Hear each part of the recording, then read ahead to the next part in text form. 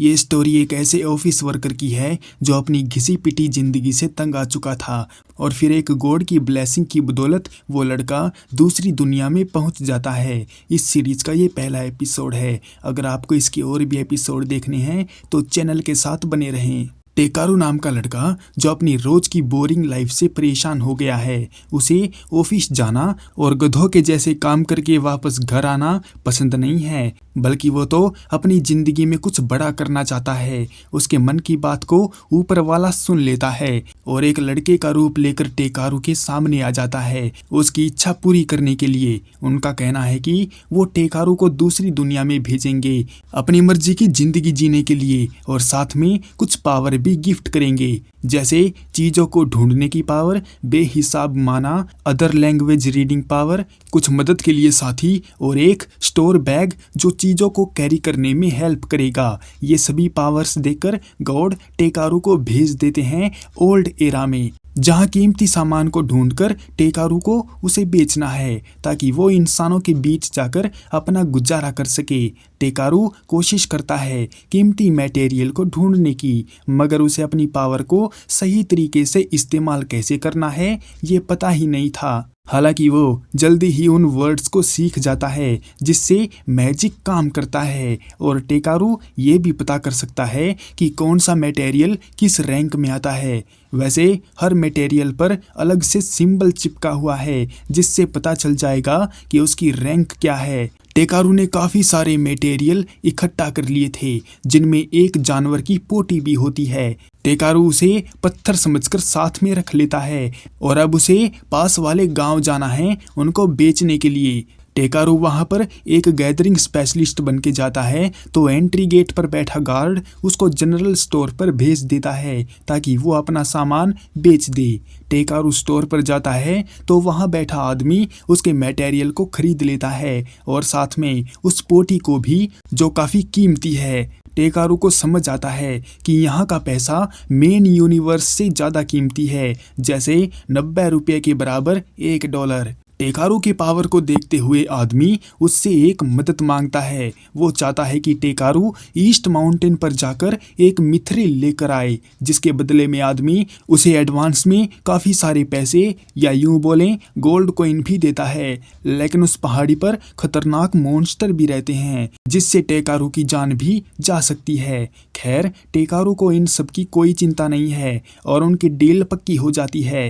टेकारू ने एक hotel book कर लिया था और जब वो अपने रूम पर आराम कर रहा था तो रूम सर्विस के तौर पर एक लड़की उसके लिए गर्म पानी लाती है ताकि टेकारू हाथ मुंह धो ले, मगर उसे तो नहाना पसंद है और जब तक वो नहाएगा नहीं उसको चैन नहीं मिलेगा। ये सुनकर लड़की बताती है कि उनके यहाँ कोई नहीं नहाता क्योंकि ये उनके बस की बात नहीं है और ऐसा बस जादूगर लोग ही कर सकते हैं। इतना बोलकर लड़की चली जाती है और टेकारू को अपनी स्किल याद आती है तो वो उसका यूज करके अपने आप को क्लीन कर लेता है। अब वहाँ पर मटेरियल खर्च करते हुए टेकारू को काफ़ी दिन बीत गए हैं और उसे अब सब कुछ नॉर्मल जैसा लगने लगा है। मतलब कि उसको एहसास ही नहीं होता कि वो किसी दूसरी दुनिया में आया है। मटेरियल ढूंढते हुए टेकारू को एक सोल्जर की बॉडी मिलती है जिसे देखने से लग रहा था कि वो काफ़ी टाइम से वहाँ पर पड़ी हुई है। टेकारू सोल्जर की बॉडी को रिस्पेक्ट देते हुए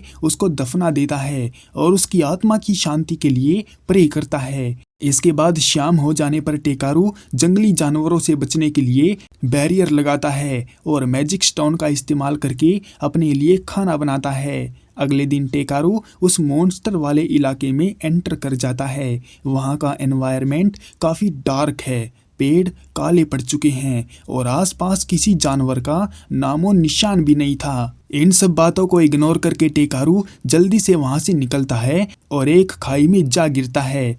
टुकड़े होने से पहले टेकारू फ्लाइंग मैजिक का इस्तेमाल करता है और सेफ लैंडिंग कर जाता है। टेकारू को वहां पर स्टोन मटेरियल मिलते हैं तो वो उनको इकट्ठा करने लगता है। टेकारू पास में एक छेद भी कर देता है जिसमें से उसको मिथ्रिल के टुकड़े मिलते हैं। हालांकि इतना काफ़ी नहीं था, इसलिए टेकारू आगे बढ़ता है और एक केव जैसी जगह पर पहुंच जाता है।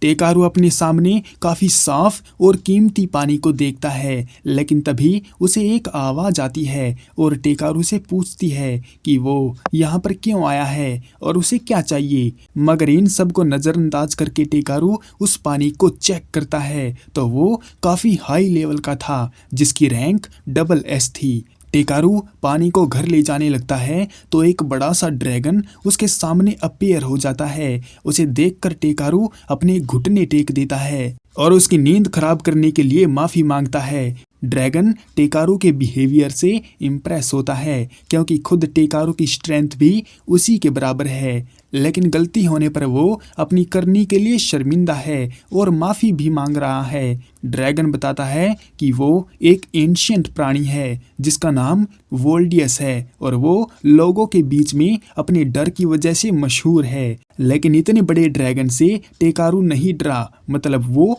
एक साफ दिल का लड़का है और ड्रैगन को उसी की तलाश थी, क्योंकि उसका बच्चा अंडे में से बाहर नहीं आ रहा है और टेकारू के होली माना से ड्रैगन का बच्चा निकल सकता है, जिसके बदले में ड्रैगन उसे काफी सारा मिथ्रिल भी देगा। टेकारू उस अंडे को हाथ में लेता है और हीटिंग पावर से बच्चे को बाहर ले आता है और अचानक से टेकारू को वही गोड दिखाई देता है जो उससे खुश था, क्योंकि टेकारू ने वो कर दिया था जिसकी उम्मीद गोड कब से लगाए बैठा था। गोड का कहना है जो बच्चा अंडे से निकलेगा वही टेकारू का साथी बनेगा और उसकी मदद करेगा। उस ड्रैगन के छोटे से बच्चे को देखकर टेकारू खुश होता है तो ड्रैगन उसका एक निक नेम रखने को कहता है, क्योंकि वो बच्चा उसी की वजह से दुनिया में आया है। बात सुनकर टेकारू उसका नाम बी रख देता है। फिर ड्रैगन बी को टेकारू के पल्ले बांध देता है ताकि वो सारी दुनिया को एक्सप्लोर करे